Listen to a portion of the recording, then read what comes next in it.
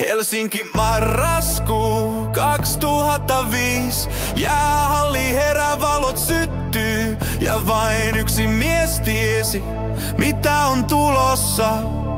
Valavuori.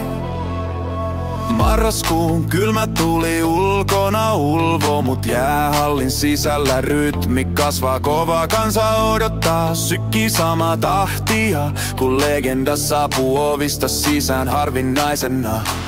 Valavuori kulisseissa, hymy kasvoillaan, paperit kasassa, kaikki valmiina. Hän kohtasi Rodmanin, sanoi lennä Suomeen, pelataan yksi ilta, tehdään historiaa.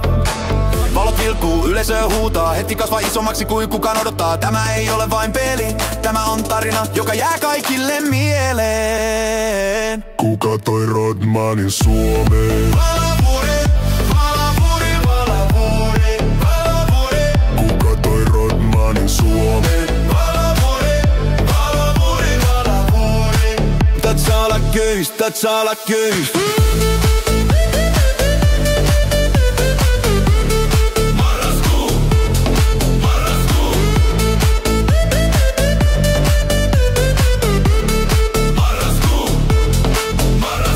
Kenttä loistaa, pallo pomppii, Rodman on valmis.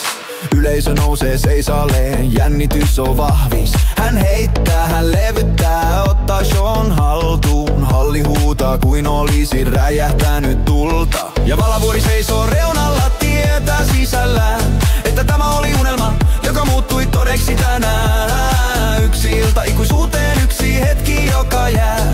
Rodmanin peli, jota kukaan ei unohda enää. Rytmi kiihtyy, basso jyrisee, yleisön huuto kasvaa, sali värisee. Kaikki tietää, kaikki tuntee, tämä on Valavuoren hetki. Kuka toi Rodmanin Suomeen? Valavuori, Valavuori, Valavuori, Valavuori. Kuka toi Rodmanin Suomeen? Valavuori, Valavuori, Valavuori. Katsara kyns, taksara kyrasku.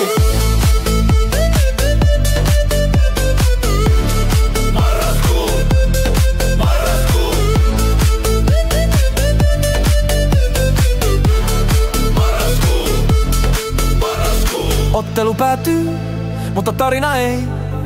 Tämä legendan ilta jää kaupungin seinille. Rodman poistuu, valot himmenee ja Valavuoren nimi jää kaikumaan yöhön. Kuka toi Rodmanin Suomeen?